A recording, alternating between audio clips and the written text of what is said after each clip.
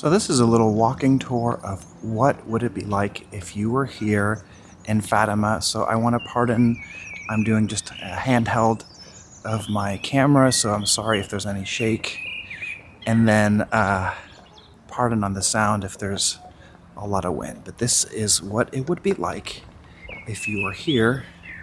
By the way, this is Alvaro with the channel Uniquely Mary. Welcome to my little vlog. I'm going to the 12:30 Mass in the Chapel of the Apparitions. So, very excited. One thing that is amazing about Fatima is this is the year 2023 where they will have the World Youth Day in Lisbon, and they will be coming here. Millions and millions of pilgrims will also be visiting Fatima. I don't know how many, but a lot. To my right, you see this is the new Basilica of the Most Holy Trinity. It's a more modern style. It can hold about 3,000 to 5,000 people or more. It's huge.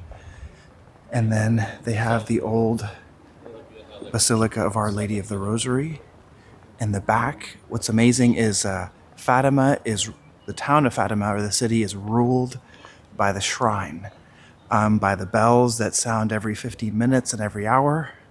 And then they have the song of Our Lady of Fatima, the official hymn, which is just so amazing to have that. It's really, really awesome. They have planted these oaks, as you know. The holm oak is the famous tree that the Blessed Mother stood on.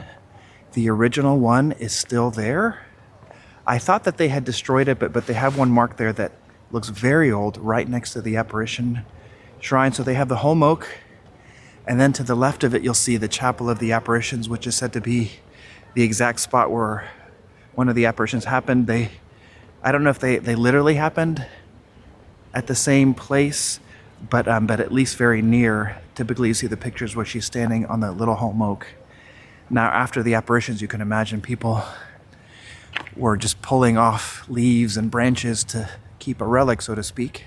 So as you come in, you have this amazing plaza. I think that's Pope Paul VI, I believe, and over there you have John Paul II. And then you have this just amazing opening. They kind of designed it to look like Rome, sort of a mini Rome. You have the arms that sort of grab you and surround you. And there are different Portuguese saints as well as saints that are dedicated to the Blessed Mother. The whole area is tiled, which makes it just feel amazing. It's really awesome. In this basilica, underneath, they have perpetual adoration, or at least adoration during the day. I don't know if it's perpetual. And they have a beautiful museum to the Rosary. Now you see this. This is a penitential walk. You see those people going on their knees. In the center, there is a statue of Jesus and his Sacred Heart, and there's some fountain water there that is said to have been the source of many graces. Most people don't know Fatima for its water, but there is healing water at Fatima. And then there you see that cover, which is an open-air chapel. It's just so awesome. Fatima is so prayerful and quiet and silent. You could just see everyone. There's this penitential spirit here that's just amazing. I think of it as very sharp and cutting. So beautiful. We are actually staying at a hotel right over there. The Star of Fatima, Hotel Estrella de Fatima. If any of you want to come on a pilgrimage here during March, because you can get really cheap tickets, it is low season, but there are still pilgrims, so it's empty of people, but there's a good amount of people here. So it's just a really, really nice experience. And the hotel was so inexpensive. So right now they're doing a rosary. They have about 6 or 7 masses every day. It's amazing. My wife, actually, we separated because I took the children to a park, and then she went to the 11 a.m. mass up in the basilica, which is just amazing. It's so beautiful and prayerful. To the right and to the left, you see the Stations of the Cross.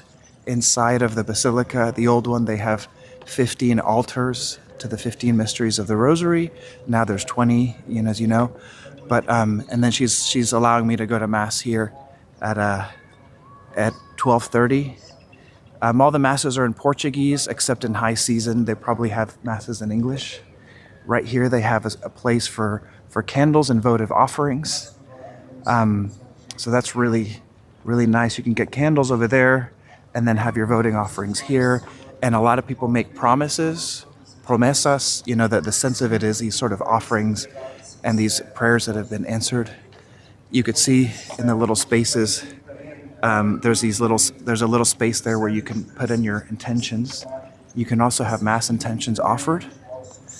And this whole space right here that is just so huge, you could see that it would be for a Vatican-sized mass. You can see an altar there. That's kind of a newer addition where the priest can celebrate masses on Sunday. And then this whole space is filled with people. But my favorite is the Chapel of the Apparitions. I'm going to speak a little bit more quietly because people are praying. Now, what's special about that is that this is open 24/7. So at every hour of the night, it's lit up. You can come and pray. And they have the most, I think, one of the most beautiful statues of the Blessed Mother. In her crown is a bullet, the bullet that hit John Paul II on May 13th, 1981. So that is in her crown, and that is permanently fixed into her crown, and then that statue is there at all times. It's so beautiful. Now around the altar, there's a little space where you can kneel walk just as you can in penance on that little kind of penitential walk. So you can do that all around the altar. And it is such a prayerful space. There's always people praying. There's always people being very silent. It's really, really beautiful. So you can see that, especially at night, is absolutely my favorite. Now right here is the original home oak. You could see that it's huge. It's 100 years old or more. So it's really, really, really beautiful. Right there. So that's how they have it. That little house on the inside is designed after the original church. So that they immediately built a little church, but they were poor. So that's all that they built. It was destroyed.